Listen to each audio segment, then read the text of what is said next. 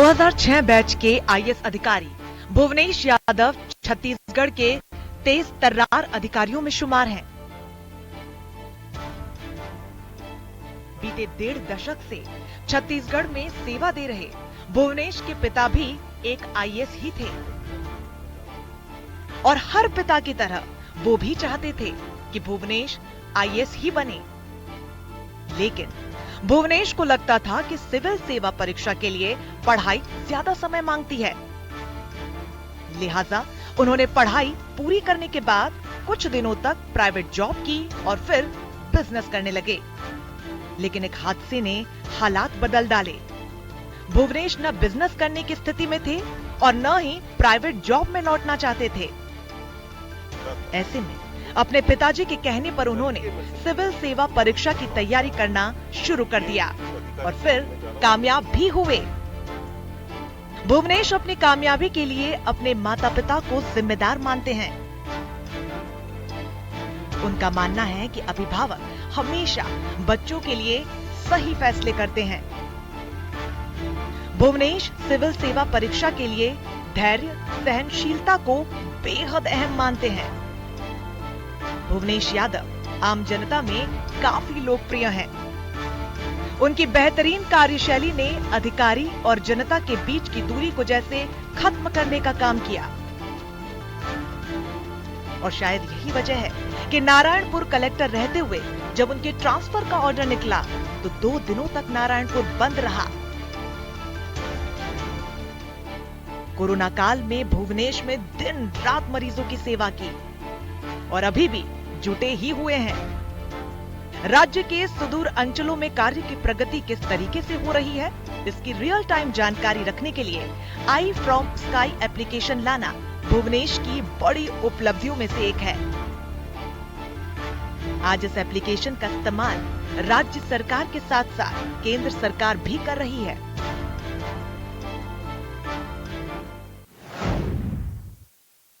नमस्कार, मैं हूं अंकिता शर्मा। इंडिया न्यूज के खास कार्यक्रम अफसरनामा में आपका स्वागत है।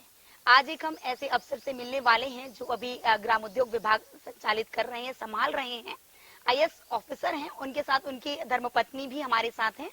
सबसे पहले तो भुवनेश सर, आपका हमारे इस कार्यक्रम में बहुत बहुत स्वागत है। अंजलि मैम, आपका भी बहुत बहुत स्वागत है।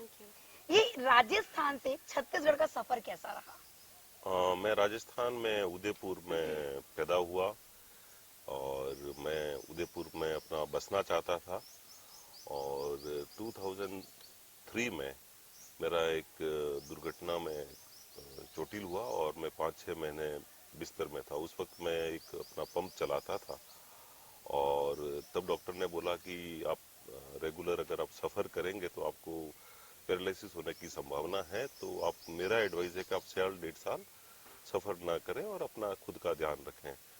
तो उस वक्त मैं बिस्तर में था और तो मैंने सोचा कि अब ये मुश्किल का समय मैं क्या करूं। तो मैंने सोचा कि चलो, मैं पढ़ने में अच्छा था, मैंने कहा कुछ पढ़ाई करता हूं। और पढ़ते पढ़ते मैंने पहले तैयारी राजस्थान प्रशासनिक सेवा की थी और उसके साथ साथ मैं आईएएस की भी तैयारी करने लगा और भगवान का आशीर्वाद रहा, बड़े बुजुर्गों का आशीर्वाद रहा और मैं छत्तीसगढ़ में उस कारण यहाँ आया। अच्छा, आप कभी आईएएस बनना नहीं चाहते थे, क्या वजह थी इसके पीछे की? मेरे फादर आईएएस ऑफिसर थे, 2010 में वो रिटायर हुए और उनको भागदौड़ करते हुए और उनकी जीवन शैली और जो उनके प्रेशर्स थे नौकरी के, उनको देखते हुए मुझे हमेशा से लगता था कि ये नौकरी में बहुत अपने अलग तरह के चैलेंजेस हैं और खासकर परिवार को वो समय नहीं दे पाते थे। हमारे साथ ये हुआ कि जहाँ पे भी पिताजी का ट्रांसफर हुआ वो खुद अकेले गए और हम बच्चे और मेरी माता जी हम उदयपुर में ही रहे और उसके कारण मुझे लगता था कि वो अपना पूरा समय हम लोगों को नहीं दे पाए। तो मेरा ये था कि मैं रहना चाहता था एक जगह जहां मैं अपने माता पिता की सेवा कर पाऊं और अपने लोगों के साथ रह पाऊं, अपने लोगों के साथ बैठ पाऊं।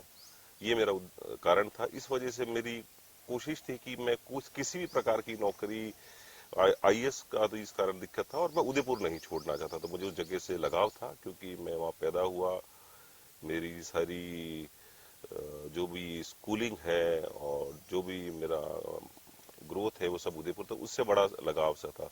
उसके साथ ये भी था कि मेरी शादी भी उदयपुर में हो चुकी थी और मैं दोनों घरों में इकलौता लड़का था। मेरी वाइफ के भी कोई ब्रदर नहीं है, और बाकी जो 2 सिस्टर थी, एक अमेरिका में है और एक उस वक्त पढ़ाई कर रही थी। और वो मेरे भी, मैं इकलौता लड़का हूँ और 3 छोटी बहनें, तो मुझे ये लगता था कि मैं यहाँ रहूं, दोनों घरों की ध्यान रखूंगा और अपना उनका आशीर्वाद मिलता रहेगा, तो मेरी यही कोशिश थी। अच्छा मैम, सर अब खुद प्रशासनिक अधिकारी हैं, क्या घर पे समय दे पाते हैं? घर पे पूरा समय देते हैं, पूरा समय देते हैं, और इंडिविजुअली मुझे, बच्चों को, एंड इवन बिसाइड्स, मतलब मेरे और बच्चों के अलावा भी वो अगर जैसे कोई मिलने आएगा करेगा तो पूरा, मतलब समय को लेकर कभी हमें मतलब किसी तरह की कोई वो नहीं है कि समय नहीं दिया। इनफैक्ट मुझे लगता है हम काफी उस रूटीन में बहुत अच्छे से सेट हो गए हैं कि आई नो कि जब इनको ऑफिस जाना है, वापस आना है, उसके बाद क्या टाइम अपना है, क्या टाइम इनका है, कब इनको न्यूज देखनी है, कब पेपर पढ़ना है, कब हमारे से साथ बैठ के बात करना है। तो और मुझे लगता है अब जब बच्चे बड़े हो रहे हैं तो मुझे ऐसा लग रहा है कि बच्चों को ज्यादा टाइम दे रहे हैं मेरे से ज्यादा। बिल्कुल, मतलब क्वालिटी टाइम नहीं, क्वांटिटी टाइम मैनेज क्वालिटी पूरा। क्वांटिटी पूरा पूरा। बिल्कुल, तो घर पे किस तरह से देखने को मिलता है, क्योंकि बच्चे भी हैं, बड़े हो चुके हैं, हाँ। सर हैं, अब घर कौन संभालता है ज्यादा अच्छे से कहा जाए तो? घर तो मिलजुल के ही संभाल रहे हैं, लेकिन अगर फिजिकली आप देखो तो हाँ, घर की भागदौड़ मेरी है सारी, 100% फ्री छोड़ रखा है, और बाकी सपोर्ट पूरा है, 100% सपोर्ट है। सर अगर आपसे बात की जाए तो आखिर क्यों आपको लगता था कि आईएएस ऑफिसर बनना नहीं है? क्योंकि पापा जी खुद आईएएस ऑफिसर थे, भले समय की कमी का रहता था, लेकिन लगता नहीं था कि एक अच्छा पोस्ट भी है, भले समय तो लगता है लेकिन एक अच्छा पोस्ट है, रुतबा है उस पोस्ट में अगर आप आते हैं तो। मेरे लिए नौकरी में पोस्ट से मैं कभी प्रभावित नहीं हुआ, ना इसकी तरफ मेरा कोई वो था कि चाह कि आपको पावर ही चाहिए।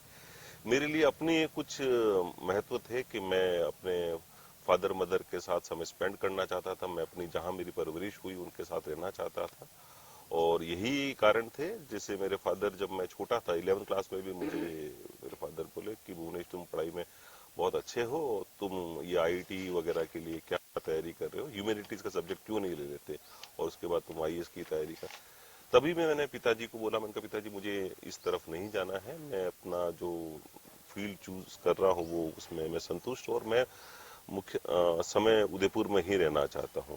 तो उस वक्त भी मेरा यही विचार था, और इन्हीं कारणों से ये था कि इसके अपने चैलेंजेस हैं जॉब के, और मुझे लगता था कि मैं अपने घर वालों के साथ समय बिताऊं और अपने दोस्तों के साथ समय अच्छा, बिताऊं। उदयपुर से आए आपको 14 साल हो चुके हैं, छत्तीसगढ़ जब आपको पता चला कि छत्तीसगढ़ में आप आने वाले हैं, और अगर बात की 14 साल पहले की अगर बात की जाए तो नक्सलिज्म यहाँ का सबसे पहले छत्तीसगढ़ बोले तो नक्सलवाद याद आता है, तो मन में डर नहीं लगा कैसे काम होगा, कैसे करूंगा, परिवार कैसे संभालूंगा? नहीं, इस तरह का मेरे को कभी कोई भय नहीं रहा, क्योंकि जब एक बार आप इस सेवा के लिए सेलेक्ट हो जाते हैं तब आपको ये नहीं पता होता है कि आप किस राज्य में जाएंगे, तो आप मानसिक तौर पे स्ट्रेंथ लेके ही आते हैं कि मुझे जहां भी मौका मिलेगा और जिस क्षेत्र में मौका मिलेगा मैं अपना जो सर्वश्रेष्ठ है वो देने की कोशिश करूंगा।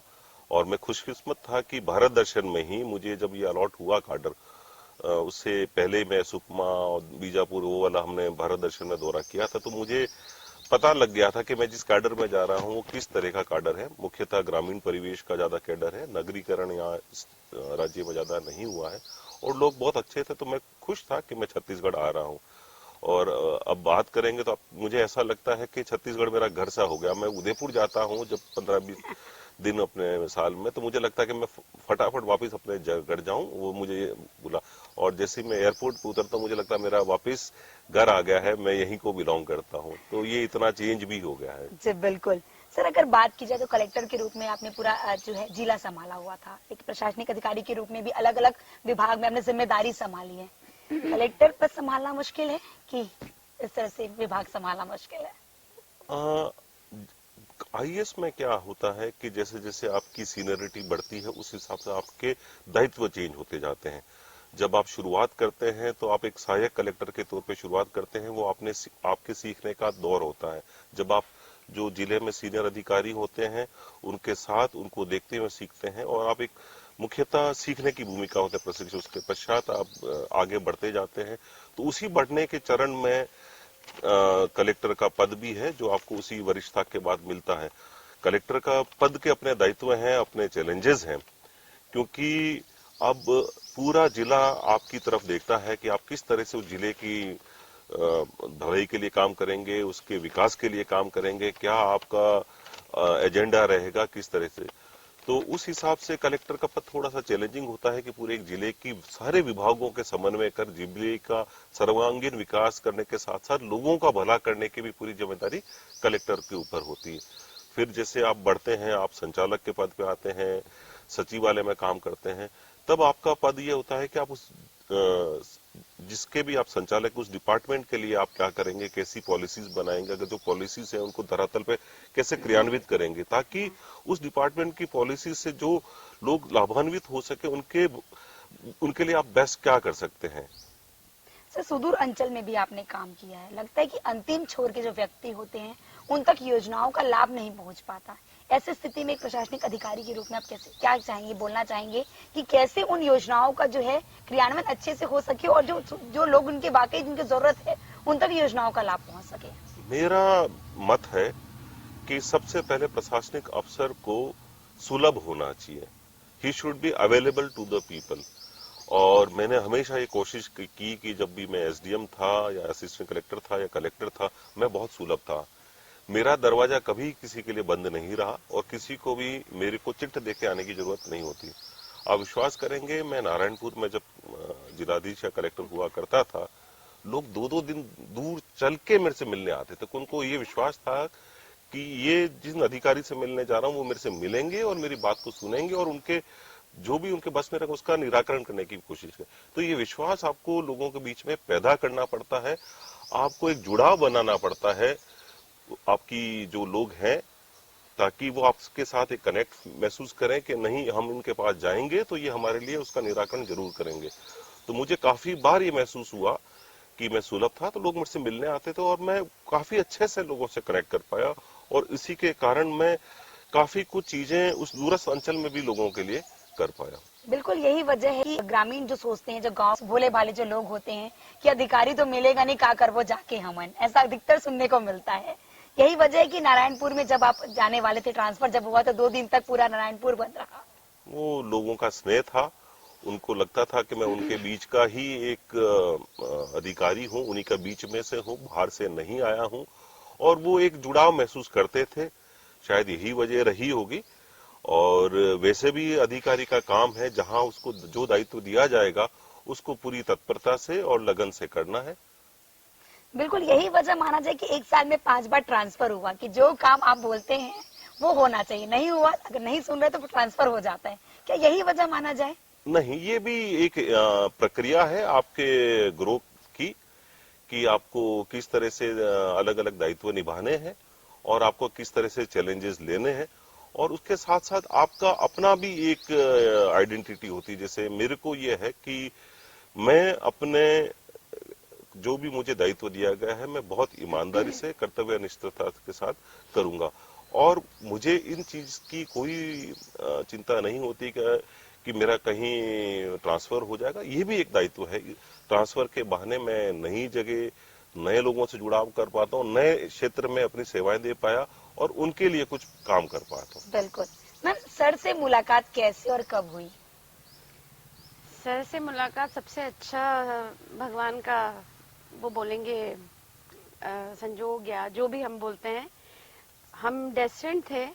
We were at a stage when he was struggling, मैं भी स्ट्रगल कर रही थी, अपने एमबीए करके आई थी और अपना जॉब सर्च चल रही थी मेरी, and he was also trying to establish himself, अपना खुद का काम। तो बस फिर उसी दौरान एक दिन मैं इंटरव्यू के लिए गई इनके ऑफिस में और बस वो हमारी पहली मुलाकात थी and today we are here. बिल्कुल। तो घर में शादी को लेकर कुछ दिक्कतें नहीं आई? आप जैन हैं, सर दूसरे कास्ट, कास्ट को लेकर कहीं दिक्कतें नहीं आई? I think we should be very thankful. हमको भगवान का और पेरेंट्स का बहुत थैंकफुल होना चाहिए कि दोनों के घर में पेरेंट्स इतने अंडरस्टैंडिंग रहे कि जो मतलब मुझे लगता नहीं कि कोई सोच सकता है, चाहे वो इतने साल पहले की बात हो और आज की बात हो। इवन मेरे ग्रैंडफादर, जिनको कि हम सोच रहे हैं today he is no more with us, but वो इतने ब्रॉड माइंडेड थे, इतने ओपन माइंडेड थे। जब ग्रैंडफादर ही इतने ओपन माइंडेड है तो फादर मदर दोनों के हमारे they have only love for us and blessings. तो टच वुड, मतलब कोई भी दिक्कत नहीं आई, बहुत स्मूथली हर चीज हुई और मेरे फादर का तो केवल एक सेंटेंस था जो मैं लाइफ लॉन्ग याद रखती हूँ कि ये मेरी बेटी को खुश रखेगा, सेल्फ मेड इंसान है, बस वो दिन है और आज का दिन है। बिल्कुल, इसी वजह से कहा जाता है कि भगवान जब धरती पर नहीं आ पाते इसलिए माँ बाप को भेजते हैं। बिल्कुल बिल्कुल बिल्कुल बिल्कुल। क्योंकि आपने भी जब आईएएस बनना नहीं चाहा, लेकिन पिताजी आपके चाहते थे कि आप आईएएस बने, क्या यही वजह है? माँ बाप हमेशा आपके लिए अच्छा ही सोचते हैं और मुझे कभी लगता है कि आपको उनकी बात हमेशा माननी चाहिए। वो अपने बच्चों के लिए हमेशा भला सोचेंगे और कभी कभी आप मुझे रियलाइज होता है कि उनकी पेरेंट्स जो होते हैं बच्चों के लिए हमेशा ही अच्छा करते हैं। उनकी अपनी एक सोच होती है और पेरेंट्स की बातों को बच्चों को जरूर मानना चाहिए और पेरेंट्स की अगर आप बात मानेंगे तो आप करियर में बहुत जल्दी स्टेबल हो जाएंगे और लाइफ में भी बहुत अच्छे से आप तरक्की करेंगे और खुश रहेंगे। अच्छा, जब किसी को सब्जेक्ट लेना होता है, कैरियर चुनना होता है, तो बच्चों को किस तरह से किस साइड जाना चाहिए? कि माँ बाप जो बोले वो उस साइड चलना चाहिए, या आज की जनरेशन बोलती हम जो चाहेंगे हम वही पढ़ेंगे? आज की जनरेशन की बात है, आपको क्या लगता है किस और बच्चे को जाना चाहिए? मेरा मत यह है कि जब बच्चा 10वीं के बाद कोई सब्जेक्ट लेता है तो बहुत छोटा होता है, वो परिपक्व नहीं होता है और जो पेरेंट्स होते हैं वो वर्तमान परिदृश्य को देखते हुए, पुरानी सारी चीजों को देखते हुए काफी चीजों का उनके पास अनुभव होता है। मेरा अनुभव है ये है कि बच्चों को एक बार जरूर अपने पेरेंट्स की बात माननी चाहिए और उस हिसाब से निर्णय लेना चाहिए और उनको लगता है तो वो अपने पेरेंट्स से बात करके आपस में बात करके। लेकिन मेरे को ये लगता है कि जो मैं मानता भी हूं और जब मैं जो जॉब करता था पहले तो मेरे एक बॉस बोलते थे कि knowledge is no substitute to experience. बिल्कुल। तो जो अनुभव है वो अनुभव है अपनी जगह और उसको पेरेंट्स का अनुभव आपको मानना चाहिए। तभी अक्सर ऐसा होता है कि हम किसी चीज को कर लेते, लेकिन जो चीज माता पिता मना करते वो यार पापा सही बोले थे, सही कहा था पापा ने, चीजों को लेकर होता है। बिल्कुल। सर, सेकेंडली एक चीज जानना चाहूंगी, कोरोना काल छत्तीसगढ़ में जब चल रहा था उस समय आप स्वास्थ्य विभाग में थे, किस तरह की दिक्कतें आई और क्या क्या आपको लगा कि किस तरह से दवाई लोगों तक पहुंचाना है? क्योंकि देखिए नीचे तबके के जो लोग होते हैं तो दवाई पहुंच नहीं पाता, सरकारी योजनाओं के तहत उनके पास पहुंचता है और अगर सरकार उस समय सही तरीके से नहीं पहुंचाती तो छत्तीसगढ़ की स्थिति आज जो बेहतर सुधरी हुई वो नजर नहीं आती। किस तरह से आप लोगों ने काम किया? मैं भगवान का बहुत शुक्रगुजार हूं कि मुझे वो मौका मिला कि मैं कोरोना काल में स्वास्थ्य विभाग के 2 महत्वपूर्ण पद पे पदस्थ था। मैं आयुक्त स्वास्थ्य सेवाएं भी था और साथ ही छत्तीसगढ़ मेडिकल सप्लाई कॉरपोरेशन का एमडी भी था, प्रबंध संचालक के पद भी था। और इन दोनों पद पे रहते हुए मेरा दायित्व ये था कि मैं लोगों तक सस्ती दवाएं, जेनरिक दवाएं पहुंचा पाऊं। जब मैंने ये पद संभाला था फरवरी 2019 में, मार्च 2019 में, तब की स्थिति को और जब मैंने छोड़ा, मैं स्थिति को देखता हूं तो बहुत बड़ा बदलाव था। मैं जब पहुंचा था तब हमारे पास मात्र 100 दवाइयों की रेट कॉन्ट्रैक्ट हुआ करते थे और जब मैं पद को छोड़ा तब हमारे पास 700 दवाइयों को रेट कॉन्ट्रैक्ट थे और मुझे लगता है कि पूरे देश भर में इतनी ज्यादा रेट कॉन्ट्रैक्ट किसी भी मेडिकल सप्लाई कॉर्पोरेशन के साथ साथ नहीं थी। और उसके साथ साथ कोविड काल में हमें ये भी देखना था कि दवाइयों का डिस्ट्रीब्यूशन सुलभ हो, लोगों को बराबर पहुंचे, किसी तरह की शॉर्टेज न हो। तो हम पूरे ढंग से मैंने अपनी पूरी कोशिश की कि लॉजिस्टिक मैनेजमेंट, सप्लाई मैनेजमेंट और प्रोक्योरमेंट मैनेजमेंट का एक सामंजस्य बने और ये जो भी कठिन दौर था हम निकाल पाए। और मुझे बहुत ही गर्व और खुशी महसूस होती है कि मैं अपने दायित्व में सफल हुआ। सर, अगर अब बात की जाए शिक्षा विभाग में भी आप रहे, उच्च शिक्षा विभाग में आप रहे, लगता है कि छत्तीसगढ़ की एजुकेशन को अगर बात करेंगे, शिक्षा को लेकर अगर बात करते हैं तो अभी भी ग्रामीण स्तरों में शिक्षा का अभाव अभी भी देखने को मिलता है। तो सरकार को किस ओर ध्यान देना चाहिए कि किस तरह से शिक्षा को लेकर काम करे जिससे कि नीचे तबके के लोगों को शिक्षा मिल सके? शिक्षा के ऊपर काफी पहल हुआ है राज्य सरकारों द्वारा और हमारी छत्तीसगढ़ सरकार ने भी काफी पहल की है। अगर आप देखेंगे तो जो एक महत्वपूर्ण योजना है, इंग्लिश मीडियम स्कूल्स शुरू हुए हैं। उसके अलावा अगर आप हायर एजुकेशन में देखेंगे तो हर ब्लॉक स्तर पे आपके कॉलेजेस हैं, मॉडल डिग्री कॉलेजेस हैं और इनको जो शिक्षकों की कमी है या अध्यापकों उनको भरने पे काम किया जा रहा है। साथ ही साथ जो इनको स्किल डेवलपमेंट से जोड़ने का काम है वो भी सरकारों द्वारा किया जा रहा है और एक कोशिश ये करनी चाहिए कि छत्तीसगढ़ में ज्यादा से ज्यादा रोजगार के अवसर पैदा हो ताकि यहाँ के लोग यहाँ पे ही अपना जीविकोपार्जन कर सके और यहाँ ही सेटल हो सके। बिल्कुल सर, पढ़ाई छोड़ने के बाद, मतलब आप पढ़ाई छोड़ चुके थे, 5 साल आपने लगातार फिर पढ़ाई की कि आईएएस बनना है, क्योंकि जॉब आपने छोड़ चुके थे, फिर आपका बिजनेस भी आप कर चुके। मैम, किस तरह से देखने को मिला उस वक्त, किस तरह के साथी मैम आपकी रही उस वक्त और किस तरह से रहा? हम दोनों में काफी सामंजस्य था कि जब पढ़ाई छोड़ने के 5 साल बाद मैं जब बिस्तर में था, जब मेरे एक्सीडेंट होने के बाद, और मैं घर में बैठ के तैयारी करता था और अंजलि बाहर जाके अपना जॉब करती थी, तो ये हमारी बीच में अंडरस्टैंडिंग थी। और हमें काफी बार सुनने को भी मिलता था कि नहीं देखो, ये घर में बैठा है और वाइफ जॉब कर रही है, तो बहुत सारे इस तरह के थे और अपनी दिक्कतें होती हैं। तो हम दोनों ने मिलजुल के अपना सामंजस्य बना के और आज उसको सक्सेसफुली इसको निकाला और आज मैं इस पद पे हूँ। तो इनका बहुत बड़ा सहयोग रहा है। बिल्कुल, मैम का सहयोग तो रहा है, वो देख ही रहा है। मैम, अब कैसा लगता है जब वो लोग बोलते थे ये तो घर पे बैठे हैं, आप जॉब करते, अब लगता नहीं कि उन सामने खड़े हो कि उनको जवाब देने का समय है हमारे पास? मुझे ऐसा लगता है अंकिता कि समय जो है वो बलवान होता है, और अगर आप लोगों की चिंता करोगे लाइफ में किसी भी पॉइंट पे, तो आप कुछ भी नहीं कर पाओगे। फिर आप चिंता करोगे और बस उसी में आप एक पहल भी नहीं कर पाओगे।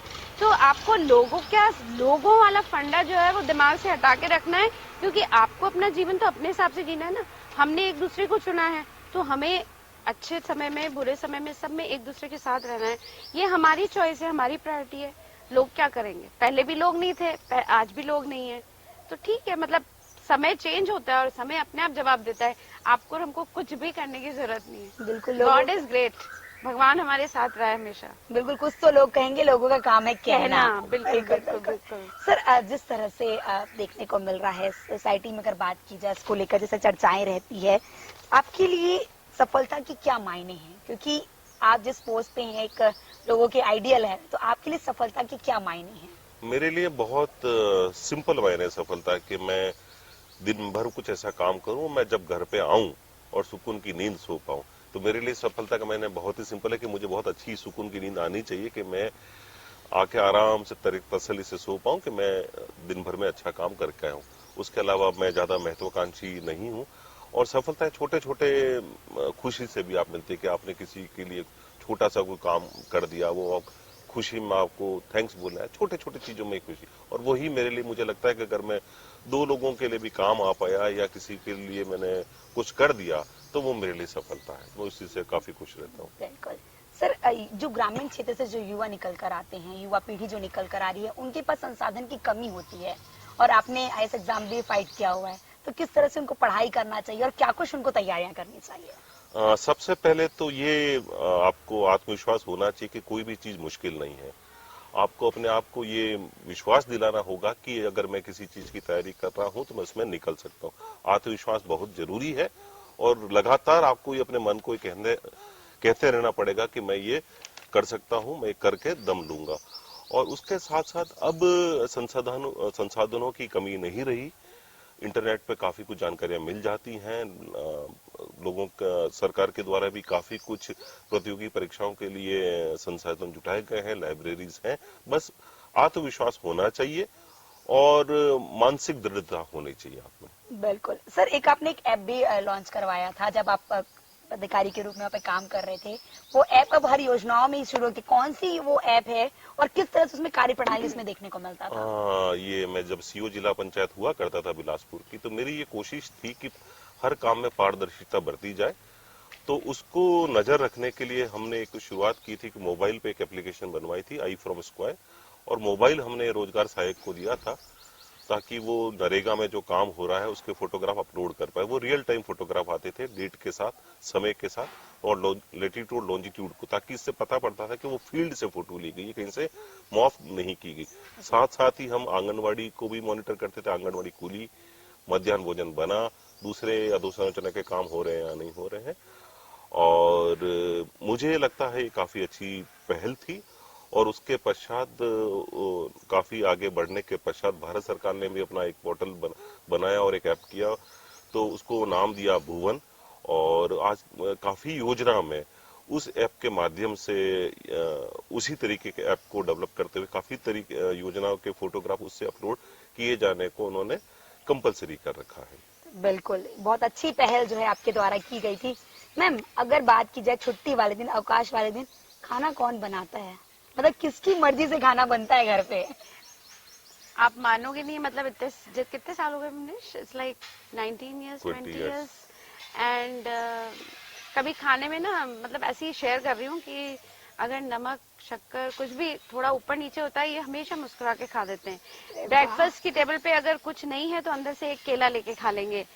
अच्छा मैं जा रहा हूँ, ठीक है अंजलि, बाय, दैट्स ऑल। आज तक मतलब टच वुड कभी इन्होंने मुझे ये नहीं बोला कि ये क्यों नहीं बनाया, ये बना दो, वो बना दो। मैं पूछ पूछ के थक जाती हूँ, तुम्हारी पसंद का क्या बनाना है, कुछ बता दो। नहीं नहीं, मतलब इतने सालों बाद भी आप जान नहीं पाएंगे कि किसका खाना क्या है? नहीं वो तो है, पर इनकी कोई डिमांड नहीं रहती, जो बनता है बहुत अच्छे से। अच्छा, तो घर में राजस्थानी डिश ज्यादा बनता है कि जैनी डिश ज्यादा बनता है? पसंद किसकी चलती है घर आई पे? Think combination of everything. Routine खाना खाते हैं रूटीन खाना खाते हैं हम लोग, सिंपल। थोड़ा तीखा पसंद है, थोड़ा मीठा पसंद है, बिल्कुल बराबर। ये तीखा और मीठा जो आप लोग के दोनों के जीवन में यूं ही चलता रहे, ये प्यार आप लोग दोनों का यूं ही बना रहे, क्योंकि समय हो चुका है और अब बिल्कुल देखना पड़ेगा। और आज हमारे साथ जिस तरह से भुवनेश्वर जी थी, अंजलि जी थी, साफ तौर पर उनका कहना है कि कुछ तो लोग कहेंगे, लोगों का काम है कहना, भले ही लोग बोलते रहें, लेकिन आपका जो अंदर जो आत्मविश्वास है, जो आप करना चाहते हैं वो आप करिए, आपको सफलता जरूर मिलेगी। मैम, सर, आप दोनों का बहुत बहुत धन्यवाद, आप इस कार्यक्रम में रहे।